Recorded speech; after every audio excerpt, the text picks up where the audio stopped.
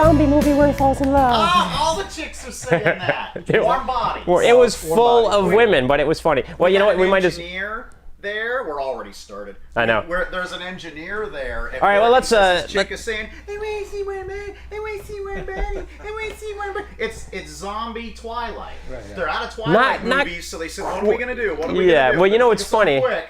Oh, zombies! Zombies are hot. Let's make a Twilight movie about zombies. Well, you know what's funny? Welcome everybody. As you can see, we just start rolling before we start rolling here.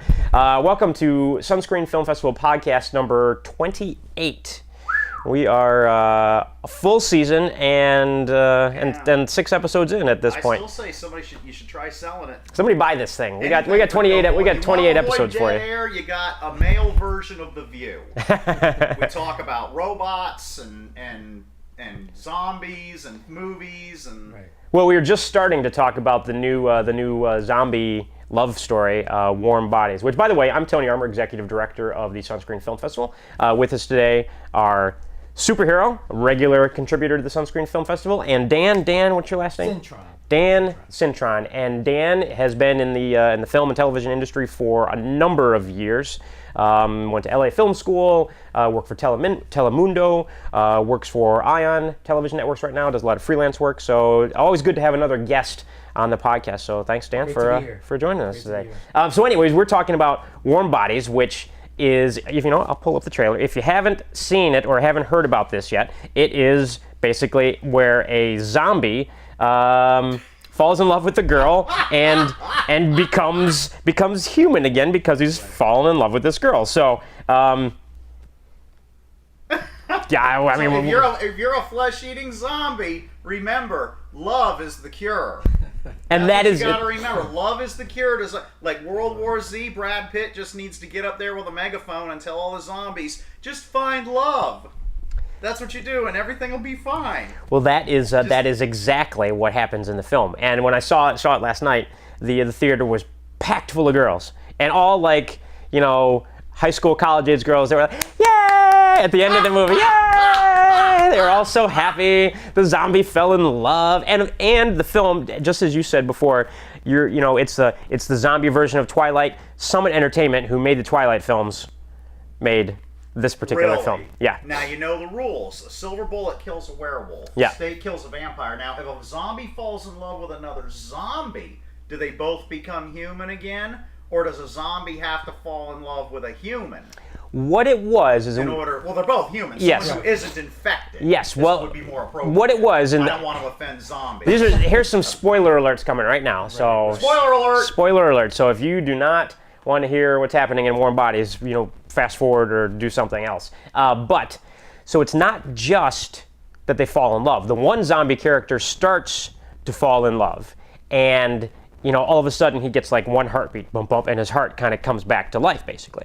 And so what he essentially does is he shows the other zombies that this is possible, and having emotions and coming back again is possible, and they begin to identify and have zombie hope. Zombie hope that they can come back, and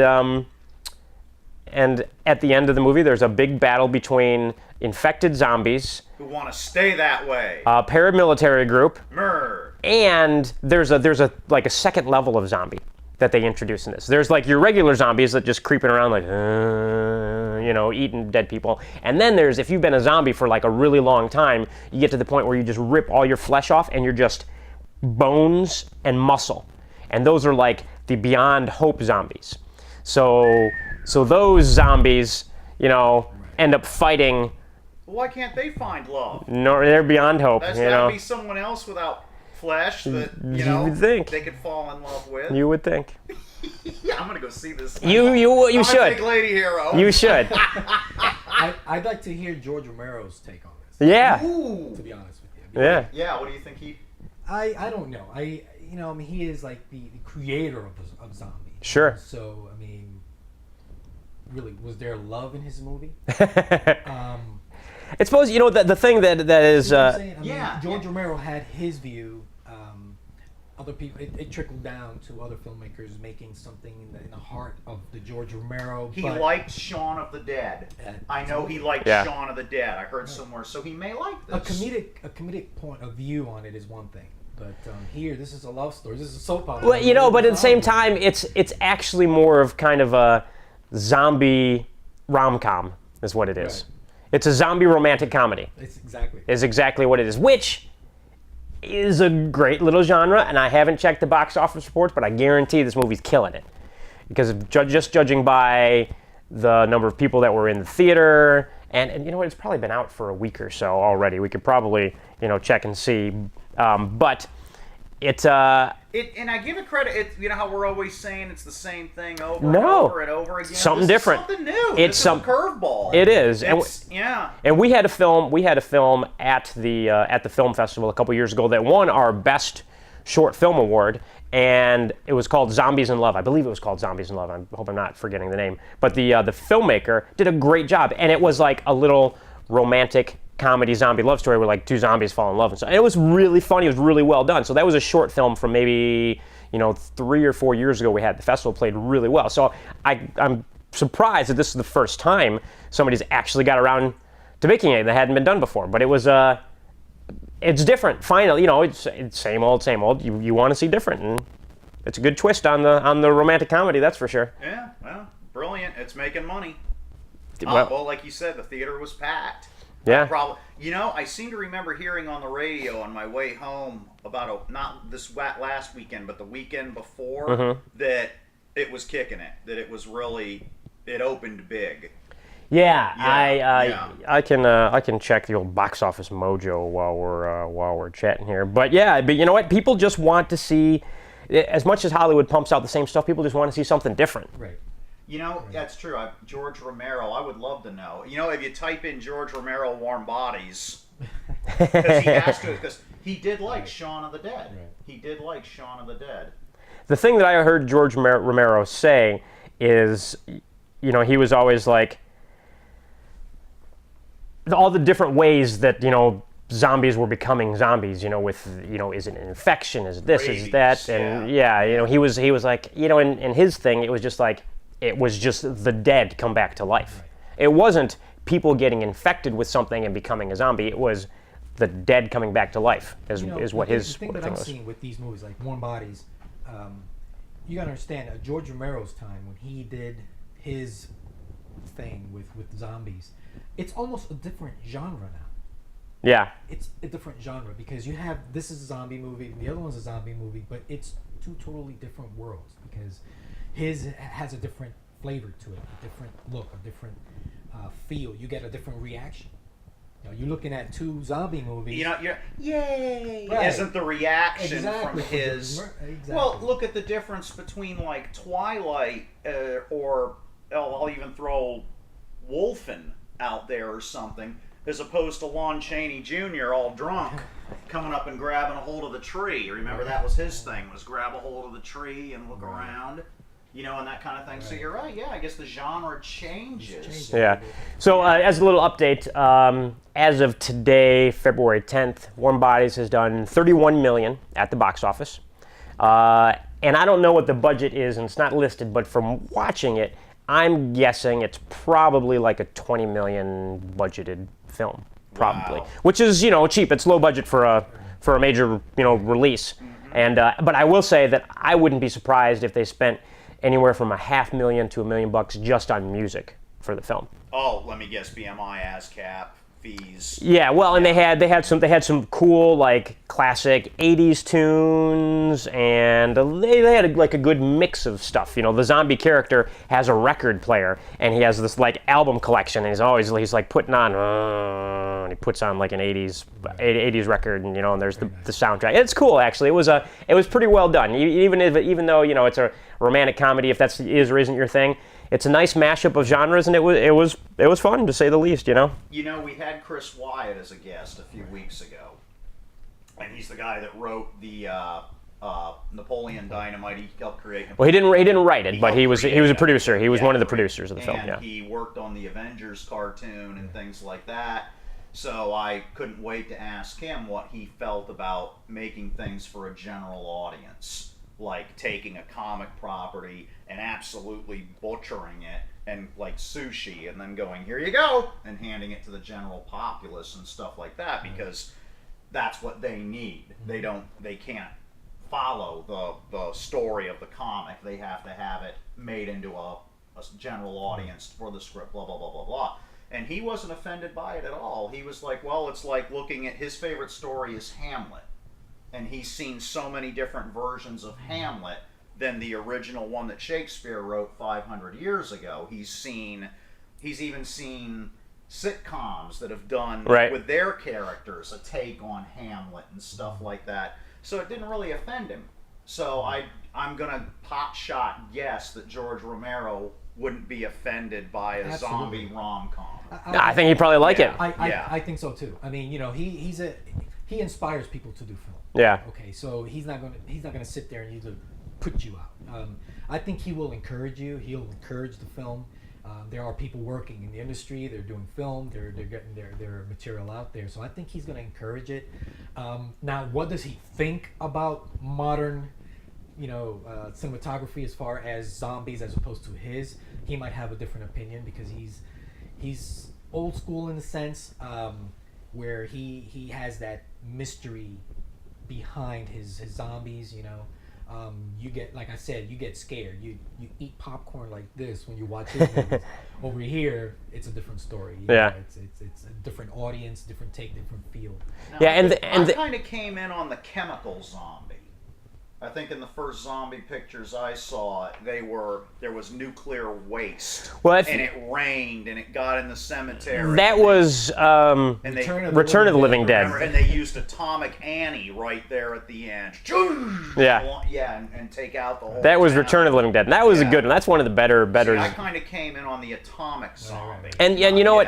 And you know the thing about that particular zombie film, and any zombie film that actually kind of resonates, that actually ends up being really good, is that even though that's a zombie movie, it's got some funny elements to it. It's like, a friend of ours and a friend of the podcast, Matthew Stover, who has written a bunch of the Star Wars novels and has his own book series, the Adventures of Kane and Overworld, and he's a New York Times best-selling author.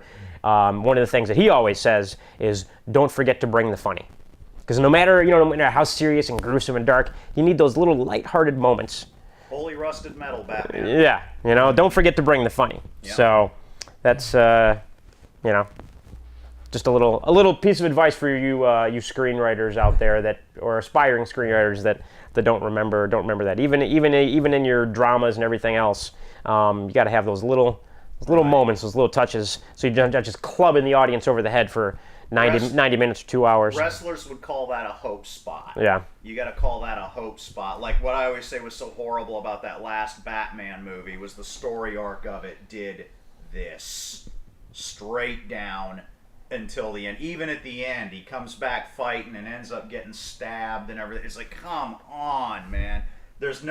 A hope spot would be like the heel's going over tonight and he's pounding the hell out of the face, but he'll whip the face in and the face will come off and hit him a few times and everything like that before the heel takes control of the match again. The crowd gets a little bit of a yes, So this is the Batman we prefer. You gotta have a yes in there. You gotta have a moment. If it's just one big downward slide and everyone leaves depressed, you can't do that. You've got to bring the funny. You've got to have a moment of lightheartedness in there, or, it's just, Yeah, you got to have those, and that just... Right. People want to be entertained. They don't want to be crushed. Which isn't saying you can't make a film that isn't serious and dramatic, but, Absolutely. Even a film like The Descendants, which last year was nominated for Best Picture and I believe won for Best Screenplay or Adapted Screenplay. It's a very serious drama about a family who, the wife and the mother is in a coma and then ends up, passing away, and she finds out, the family finds out, George Clooney finds out that she was cheating on him. I mean, this whole really depressing story, but it's funny. It's like, how do you make that funny? Well, you be Alexander Payne and be a really good filmmaker. That's how you do it. And it was entertaining and funny at the same time. The second Batman movie, everyone says how much better it was than the last one with Bane. Yeah. Well, look, you had Heath Ledger staggering around in the nurse outfit with a detonator in his hand, and everyone's laughing their ass off and everything like that. There you go. Yeah, you got to They bring. threw a hope spot in. You got to bring. I seem to remember there being a few funny moments in that. Yeah. The guys with the hockey armor. Yep. That thought they were Batman, and so there were a few funny moments. You make a point, because I think for new filmmakers, that's one of the things that usually gives them trouble, and it's when they do a story. A lot of these new filmmakers, they want to make films, stories, things that happen in their families, some sad moments, and it's okay, it's understandable, but when they do it, they stay with it's a sad story, everything is a sad thing. Mm-hmm. But one thing they need to understand is when you do the film, it's got to be entertaining. This is entertainment, no matter how bad the story is or what situation your family had with much, respect to that. It's got to be entertaining. And if it's not entertaining, whether it makes you cry, whether it makes you laugh, whether it makes you upset, whatever it is, but you need to get those feelings out. Yeah. And a lot of the filmmakers make it a little bland because they're more thinking about the situation that happened as opposed to how am I going to get that on my screen. On the screen, how am I going to get the people to relate to what I'm telling them? And so again, comedic moments, some lighthearted, something a little more clean, something a little more in the not so much comedic, but light. Yeah. Well, speaking of entertaining and funny and bringing the funny, guess who is coming back to late night talk show television? Let's see. Coming back. Coming back. Had a hiatus. Was gone for a while. Was a big hit in the early 90s. Arsenio Hall. You got it. Arsenio, yeah. Woo, woo, woo, woo. Yeah. So that was it has been announced Otherwise known as Eddie Murphy's best friend. right that this fall Arsenio Hall is going to be back Cool. on What inspired that? late night television. I think it's one of those things that how everything goes in cycles. It's been 20 years. You're right. You're up. He had the best moment in what's Coming to America. Yeah. Remember where he opens the door? Slam! Opens it again. Your Majesty. He was great in there. That movie still to this day, anytime I see Coming to America on, whether it's just, regular TV or cable TV or whatever else, you just leave on Coming to America. I am a loyal Zamundan. I love that. Oh, I've worked with Jake Seinfeld on a few occasions, and he's in there. He was the cab driver. Oh, yeah. Yeah, remember, is this shit enough for you? Yeah, that's him. Yeah. He's the cab driver. Well, you know who else is in that film? John Amos. He's the dad. Yep, but Samuel L. Jackson plays the guy that tries to rob the McDowells. No kidding. Yep.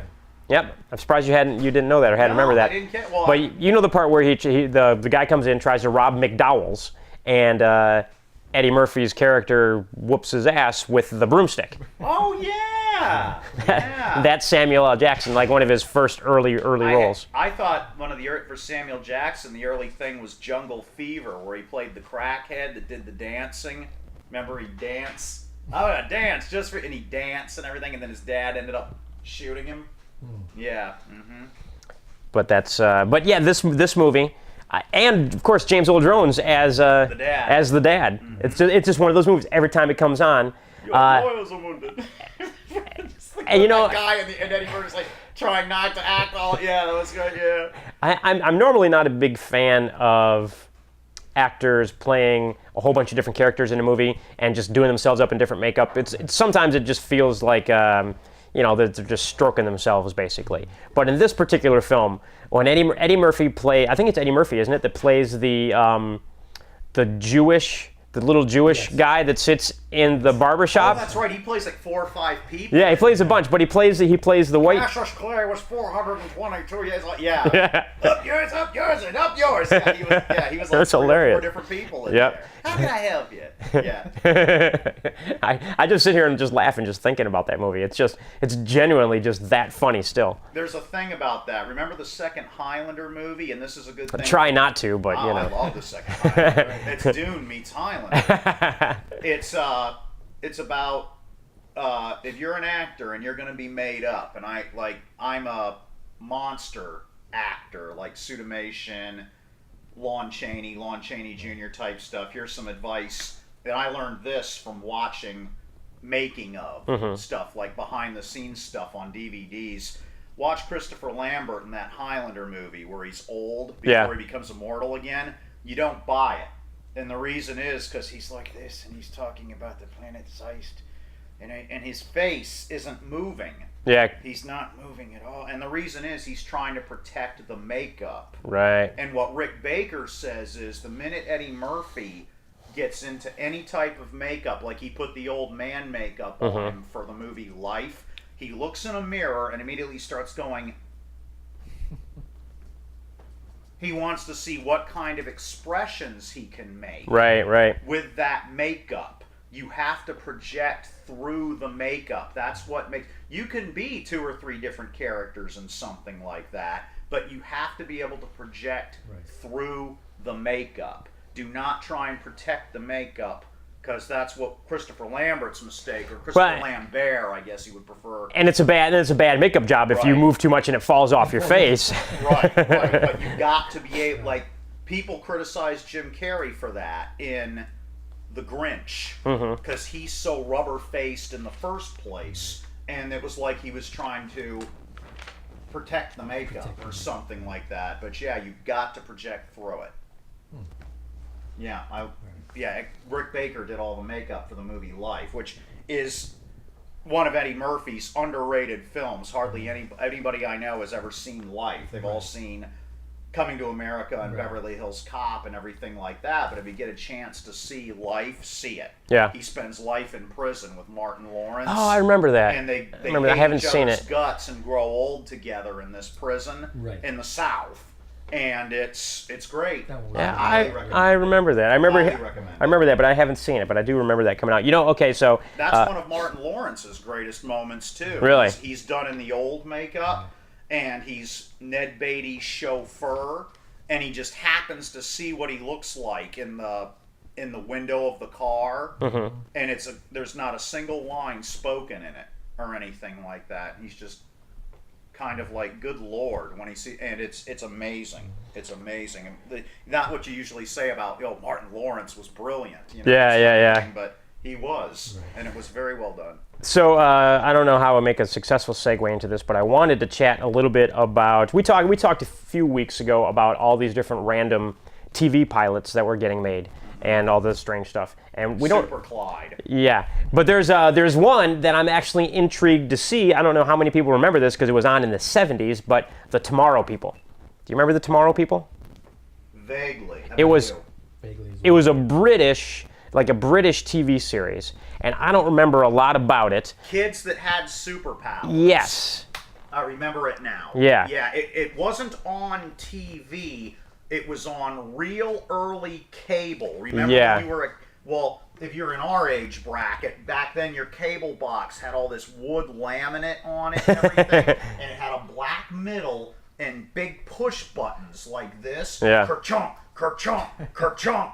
And I want to say Showtime, or something, that ran the show, The Tomorrow People, and it was about all these kids, and they all had a different superpower. It was kind of like the Fantastic Four. Yeah. Only... Or they were sort of mutants, or, who knows. Yeah. It's been so long, I don't remember. But it was this BBC series that they're reviving. I don't know if you call it reviving, remaking, whatever. And The Tomorrow People. The Tomorrow People, yeah.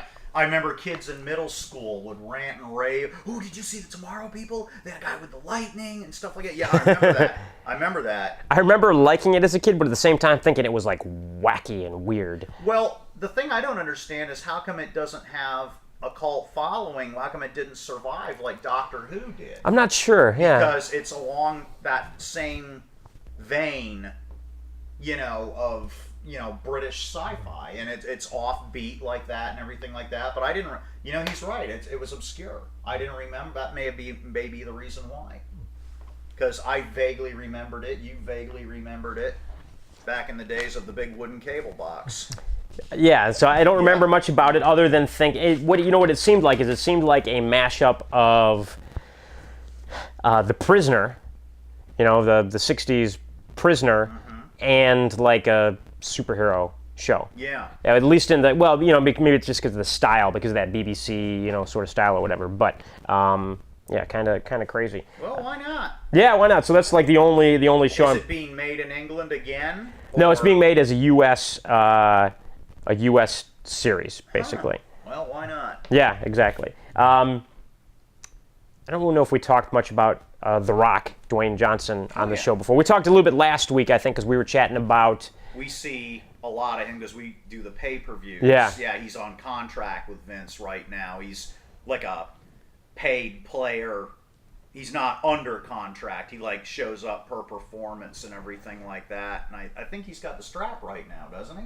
Yes. Yeah. Mm-hmm. Well, apparently he's just signed to make another little family film called The Teddy Bear. Good. I like him better when he's funny. He's making a fortune, I'll tell you that. He's when he does action films. Yeah. Like you said, bring the funny. He brings the funny really well. I mean, you see his action films and they're okay, but the stuff where he's like a babysitter, or where he adopted the little girl and it's like, that is funny. That is Dwayne Johnson at his best. Yeah, because you see him as The Rock all the time. The Rock got hurt. You hurt The Rock. Now The Rock wants the strap. This kind of thing. We see that all the time. We don't want to see The Rock is taking the shotgun and Rudy Poo and boom and we don't need that. We need to see The Rock be funny. We look at Dwayne Johnson and we see this really big guy. He's a fighter. In his movies, he's a covert operator, CIA agent. And, he's a special ops military. He or he's in G.I. Joe, or but now put him in a room in a nursery room. Yes. Change a diaper. That's not his game. Well, anymore. and you know what? I give props to any actor who can, to talk about a total, kind of crossover guy. He's, very, it's the male niche with professional wrestling, and then he can do the he was the action films for 10 years. Yeah. And he's still great. He's great on the mic and everything else. So he fell right back into it like that. So yeah, you're right. He can. How old is he now? He's got to be. He can't be 50 yet. He's probably just mid 40s. I think he's younger than us. I want to put him in his 30s. No, I think he's got to be in his 40s. Really? I'm thinking. Think? Yeah.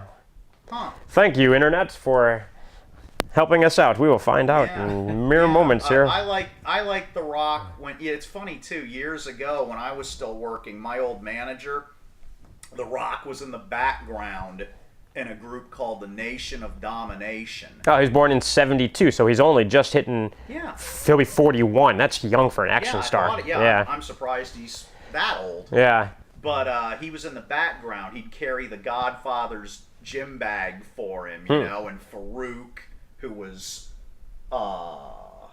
can't think of his real name right now, Ronson, but he played for the Seminoles, and Mark Henry, who was the captain of the Olympic powerlifting team. So he's been out of The Rock was in the background going, The Rock says that this is this, and The Rock says that the Godfather is going to go over tonight. And I told my manager, I said, you see that guy? He's going to go places. And this is before I knew he was Dwayne Johnson, or Rocky Johnson's kid, or Peter might be his grandkid. And my manager was like, "You're high. You need to put down the airplane glue. That guy's a joke. Nothing's ever going to happen with him. He's not going anywhere." Look who was right. Yep, I knew. Well, for your comic fans who are watching, I have heard this over and over and over again, and I have never seen a production still. I've never seen a sneaked off the set picture that somebody took with their phone or anything like that. He's supposed to be Black Adam in the Captain Marvel movie. The Rock? Yeah, and I heard this a couple of years ago, and I've never seen a production. Well, then it's not true. But he's how a great. They always nail him to play Egyptians. Yeah. For some reason, his daddy is African American and his grandfather is Hawaiian. Mm-hmm. But for some reason, they always nail him to play. He's got that skin tone that works. Then, yeah. So they got him to play Black Adam. But I've never seen anything to do with it. I was like, oh, what a great choice to be Black Adam. Well, if you haven't seen anything, then probably nothing really came around from it then. But now he was out. How long was he out of the wrestling game? Like 10 years. 10 years, and he came back like he hadn't missed a beat. So he stopped early. Then he stopped when he was like 30.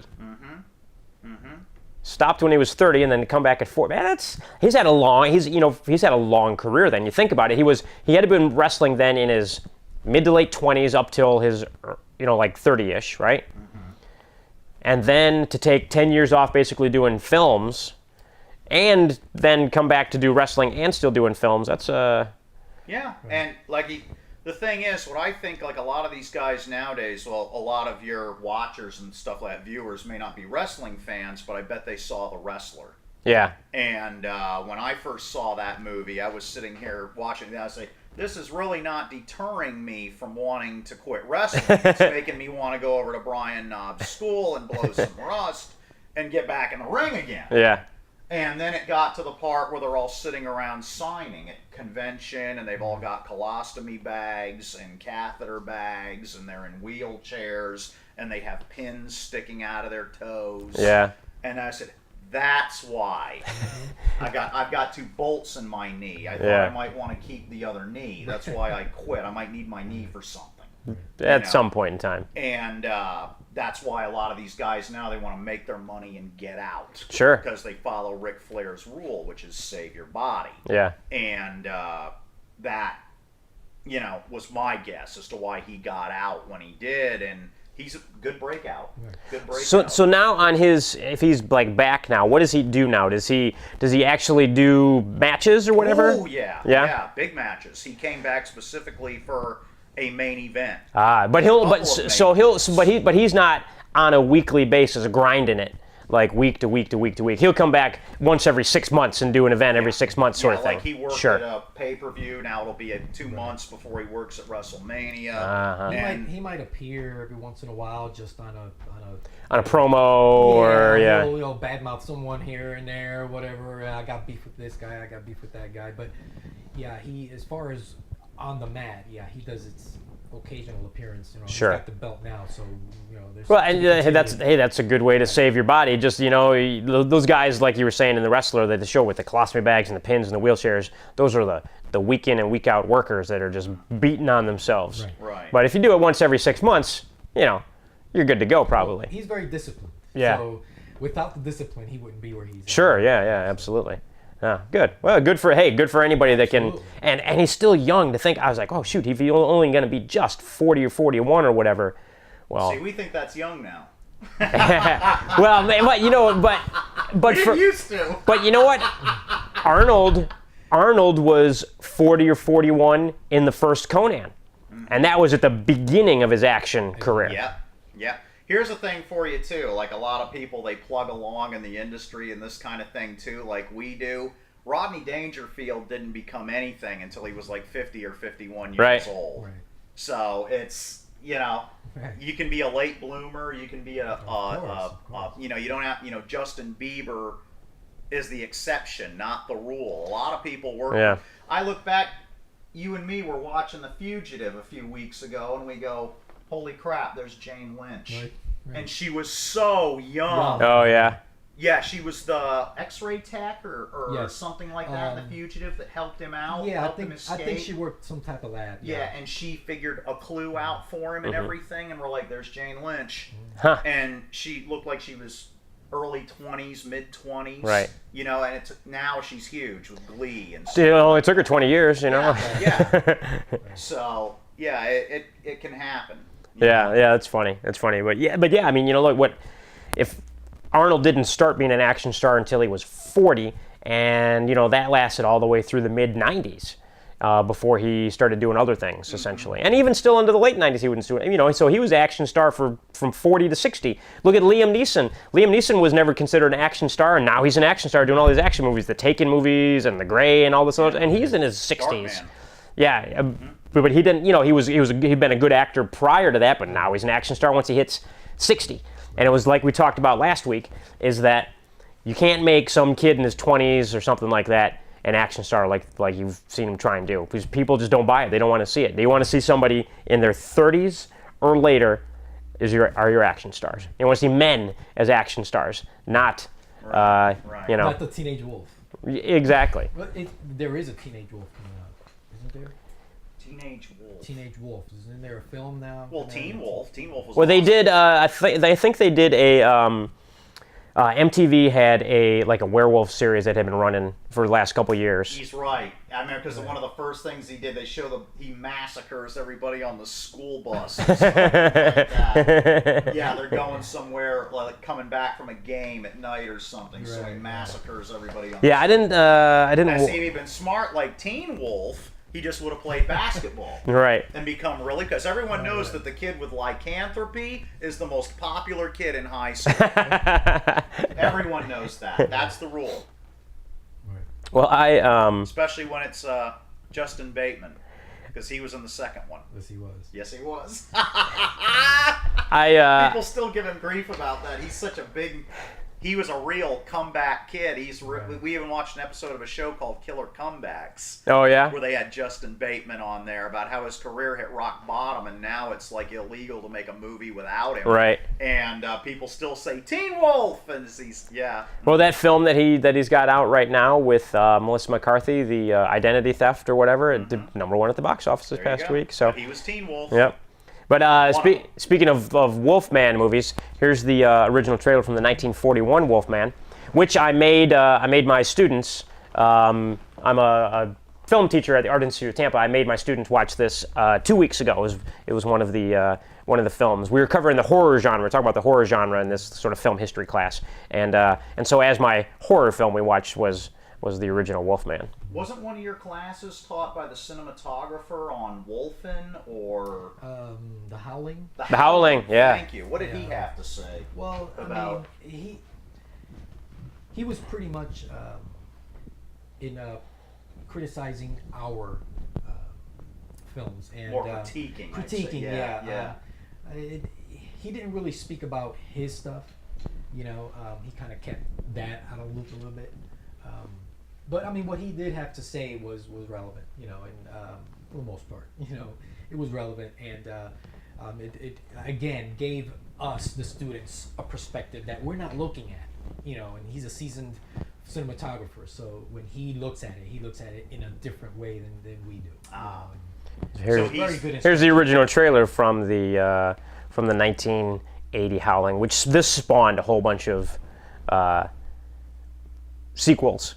Yeah. Howling 1, 2, 3, 4, 5, however many there were. My friend Vince is a huge fan of the book. Oh yeah. Yeah, he says the book was just like the werewolves could actually like move at like blinding speeds and stuff like that in the book and that kind of thing that made them like really superior, different. It was almost like a superpower in the book type of thing. Well, what's funny is that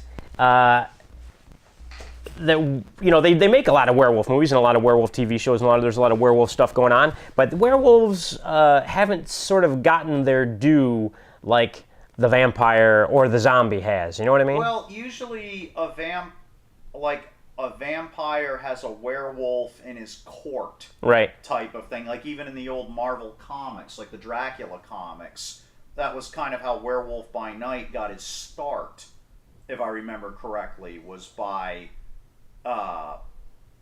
fighting it out with Dracula and stuff like that. But Dracula was always the main. Yeah, well, and baddie. Werewolves are sort of a Jekyll and Hyde type of thing too.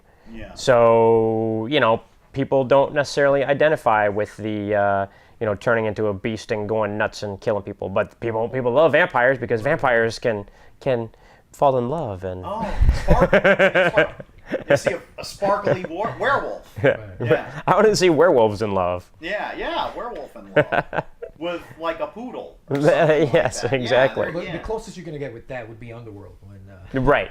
good point. Ew, that's gross. Now that I think about it. Yeah. So now they're doing the I whole. don't care if Kate Beckinsale or not. Ew. Now they're doing the whole werewolf vampire hybrid thing. hybrid, right. Ah, come on. What the heck is that? A werewolf that needs to drink blood, but It depends on. bursts into flame if he goes out. Well, he can't go out during the day anyway because Right. he can only come out during the full moon. Who knows? It's getting ridiculous. Ew. Getting See, ridiculous. That's the thing in Underworld. Wasn't the point of taking this Michael guy and he had the Corvinus blood in him? Wasn't it the point of making him both a Lycan and a vampire to take out the elder vampire?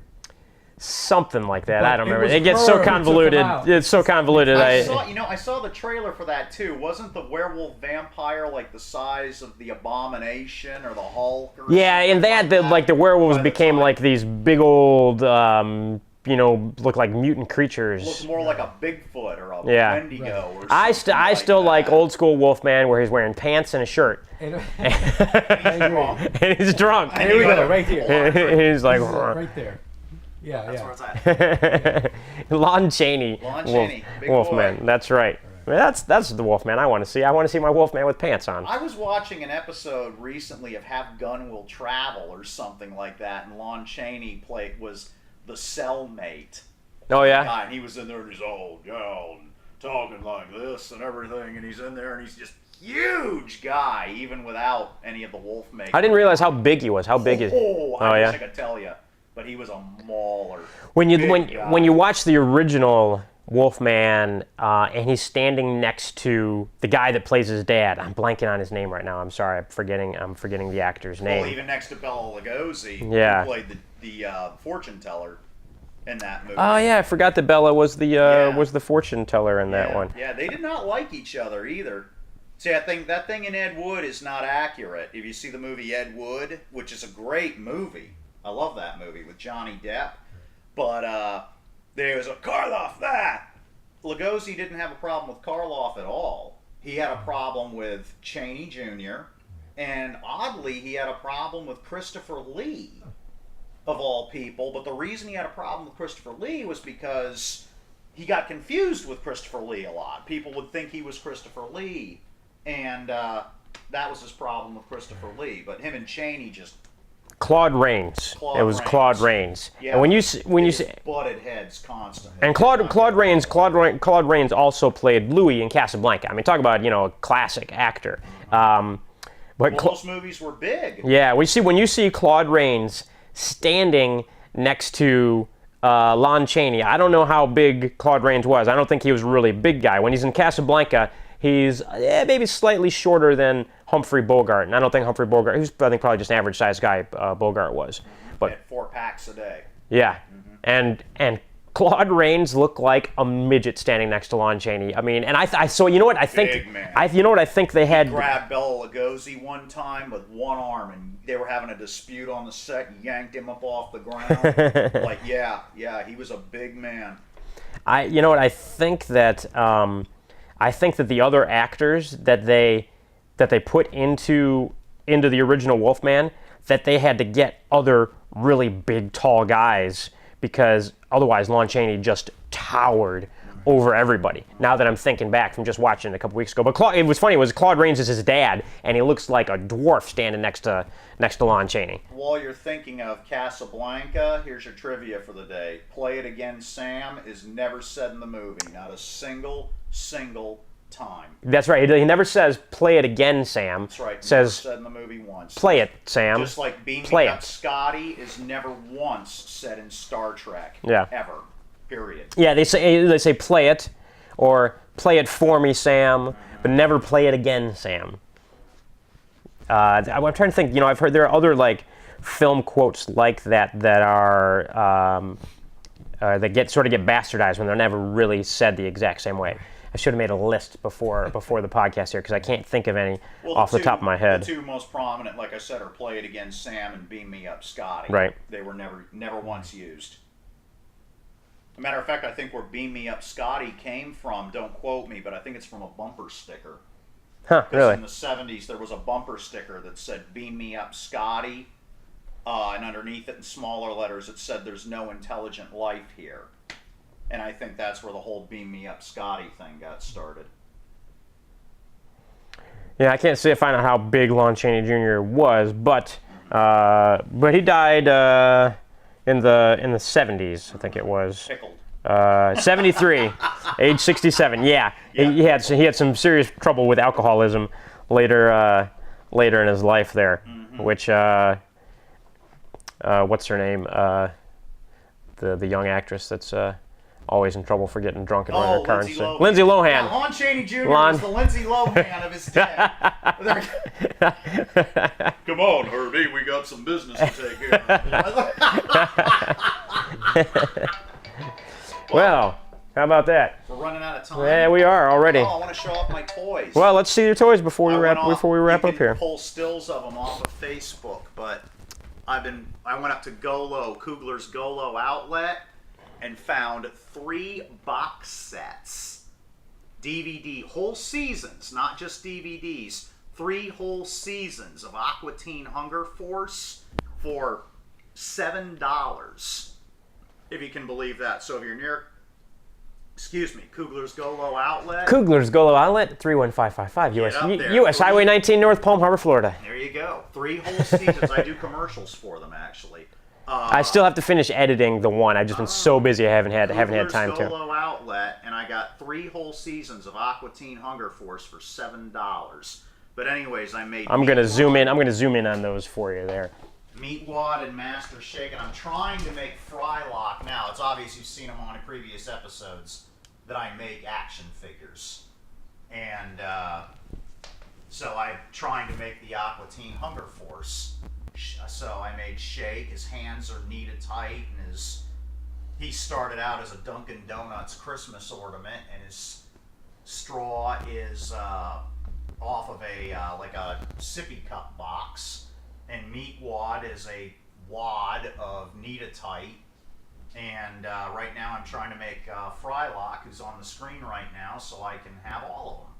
But we'll see. We'll see how they all come out. But yeah, Kugler's Golo outlet, DVD box sets, dirt cheap.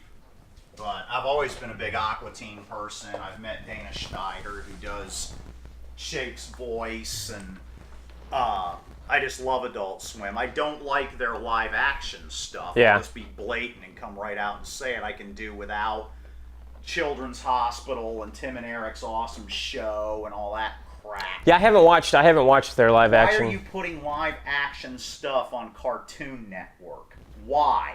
What? I would love to find out, what Turner's.